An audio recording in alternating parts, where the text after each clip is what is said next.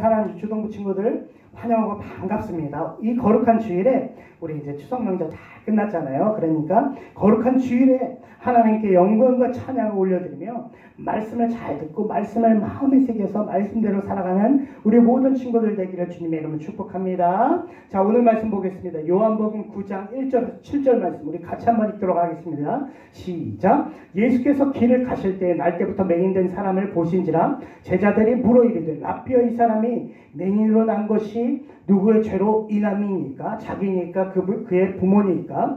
예수께서 대답하시되 이 사람이나 그 부모의 죄로 인한 것이 아니라 그에게서 하나님이 하시는 일을 나타내고자 하심이라. 때가 아직 아침에 나를 보내신 이의 일을 우리가 하여야 하리라. 밤이 오리니 그때는 아무도 일할 수 없느니라. 내가 세상에 있는 동안에는 세상의 빛이로라. 이 말씀을 하시고 땅에 침을 뱉어 진흙을 이겨 그의 눈에 바르시고 이르시되 실로암 못에 가서 씻으라 하시니 실로암은 번역하면 보냄을 받았다는 뜻이라. 이에 가서 씻고 밝은 눈으로 왔더라. 아멘. 오늘 말씀 제목 뭐예요? 태어날 때부터 소경을 고쳐주신 사건에는 이런 말씀의 의미들이 담겨 있다는 거예요. 지난주 말씀 가늠하다가 현장에서 붙잡힌 여인에 관한 말씀의 의미는 첫 번째 뭐였어요? 사람에게 있어 중요한 것은 죄인임을 깨닫는 것만큼 은혜를 구하는 것이다 라는 거였어요. 그래서 이 사람들이 여인을 정죄한 사람, 고소한 사람들이 돈을 내려놓는 것만큼 중요한 게 뭐였어요?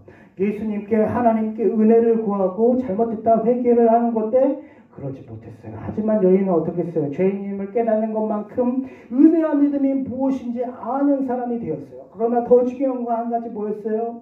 은혜는 하나님의 말씀을 약하게 하지 않는다는 것. 오히려 더 굳건하게 세워준다는 거예요. 그래서 예수님께서 여인에게 마지막으로 하신 말씀 뭐였어요? 가서 다시는 죄를 범하지 말라. 우리에게 하시는 말씀도 너희가 은혜 받았으니까 구원 받았으니까 가서 다시는 죄를 범하지 말고 하나님의 말씀대로 행함이 있는 믿음으로 살아내라 라고 하시는 거예요. 여러분 그렇게 되기를 주님의 이름으로 축복합니다. 그리고 오늘 말씀은 첫 번째 뭐예요? 같이 읽어봅니다. 사람은 누구나 죄 때문에 온갖 불행한 일들을 다 겪을 수밖에 없지만 그 가운데서도 하나님께서는 선하신 목적 가운데 우리 삶에 역사해 주신다는 것을 믿어야 된다는 거예요. 예수님께서 제자들하고 길을 가시는데 태어날 때부터 맹인된 사람이 있는 거예요. 그러니까 제자들이 물어본 거예요. 이 사람이 태어날 때부터 맹인으로 된 것이 누구의 죄로 인함이니까? 자기 때문이에요? 아니면 부모님 때문이에요? 응? 왜 이런 질문을 했냐면 여러분 믿는 사람이나 예수님 믿는 사람이나 아니나 우리는요 누구나 이 불행한 일 큰 사고 겪는 걸 보면요 자기가 죄가 있어서 그렇지 부모가 죄가 있어서 그렇지 조상이 죄 때문에 그럴 거야 하고 생각하는 것이 우리 사람이에요.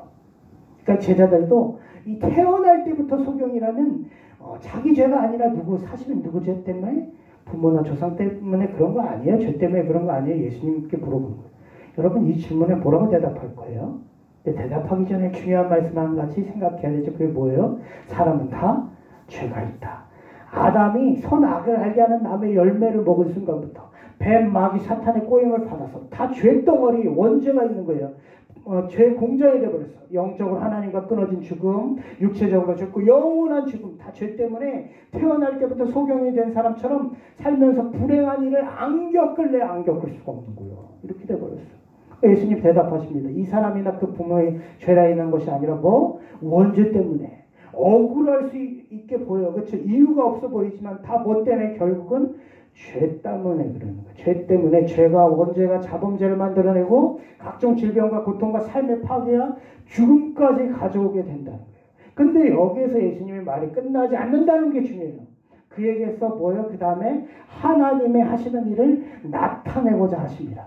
이곳 가운데서 이 죽음 가운데도 그러니까 뭐가 임하게 하신다? 하나님의 은혜, 하나님의 도우심, 하나님의 역사가 임하게 하시는 통로가 된다는 거예요.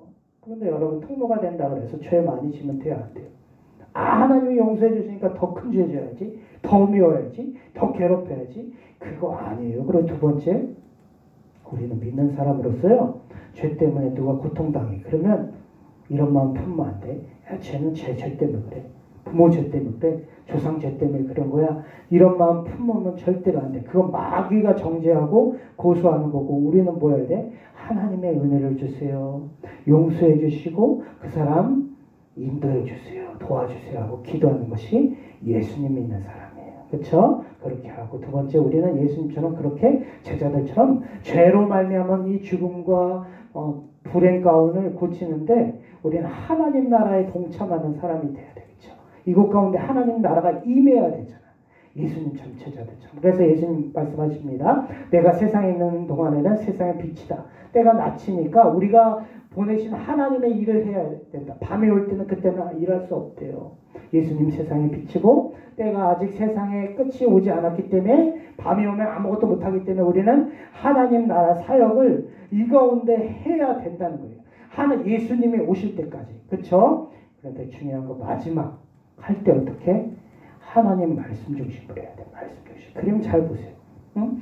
말씀이 있고 재미가 있고 사람들의 관심사 유행 콘텐츠와 프로그램 재정이 투자돼야 되는 거예요.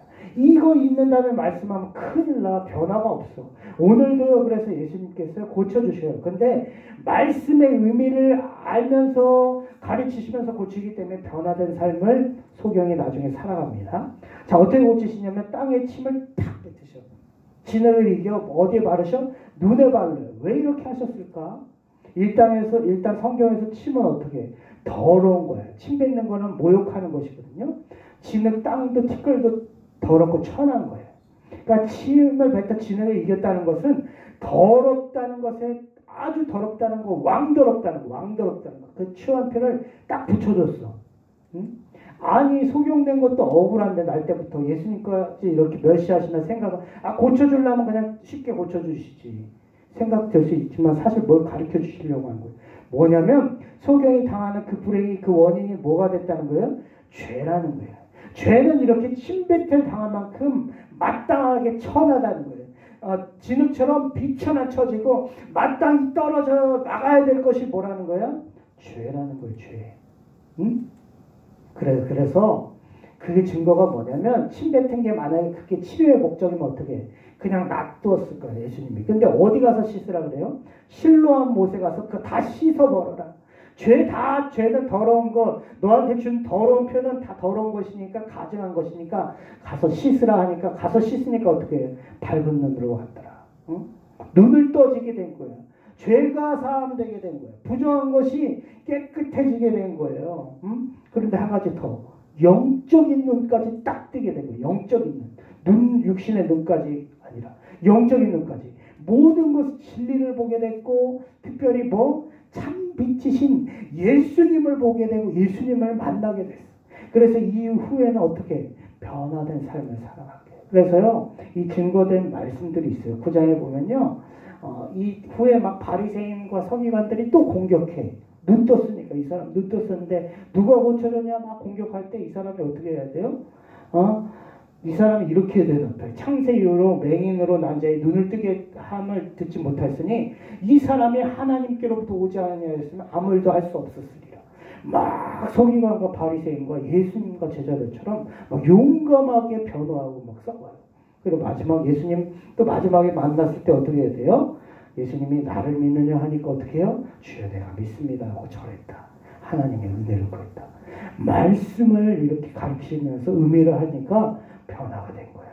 여러분들도 기억하세요. 사람은 누구나 죄 때문에 온갖 불행한 일을 다 겪을 수밖에 없어요. 그런데 그 가운데서도 뭐가 있다? 하나님의 선하신 목적 가운데 우리 삶에 역사해 주신다는 것을 여러분 믿어야 돼. 그래서 다른 사람이 막 아프고 할 때 뭘 어떻게 해야 돼? 기도해 줘야 되고 특별히 오늘처럼 어떻게 말씀의 참 의미를 가르쳐 주면서 우리도 그 일을 동참할 때 사람들이 변화될 줄로 믿습니다. 우리 기도하겠습니다. 하나님 아버지 우리 친구들 다 하나님 나라에 동참하게 하시고 이 죄 많은 세상 가운데 하나님의 나라와 임할 것을 믿고 기도하고 또 말씀의 의미를 가르쳐가지고 그 연약한 분들이 다 일어나게 되는 놀라운 축복의 역사들이 일어날 수 있도록 축복하여 주시옵소서. 감사드립니다. 예수님의 이름으로 기도합니다. 아멘. 여러분 가는 곳마다 이렇게 살아나는 역사 하나님 말씀 때문에 살아나는 역사가 있기를 원합니다. 코로나 바이러스 힘들지만 우리 계속 기도하고요.